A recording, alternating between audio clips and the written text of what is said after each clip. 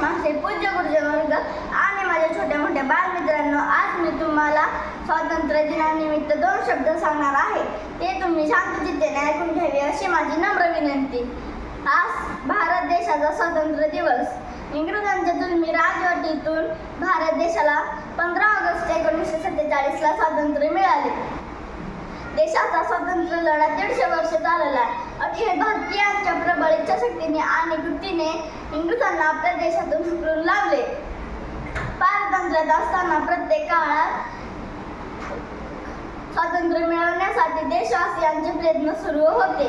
1857 ला राणीच्या जाहीरनाम्यानंतर देशात ब्रिटिशांचे शासन अधिक सुदृढ झाले होते. या जुलमी शासनाचे समूळ उच्चाटन करण्यासाठी मुंबई, कोलकाता, मद्रास प्रांतात विशेष प्रयत्न झाले. तसेच वृत्तपत्रातून शासनावर टीका केली जात होती. अनेकांना सरकारविरोधात बोलण्यामुळे कारागृहात जावे लागले.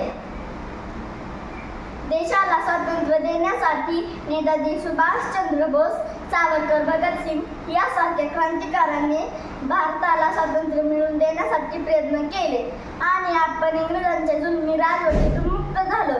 एवढे बोलून मी माझे भाषण संपवते. जय हिंद, जय भारत.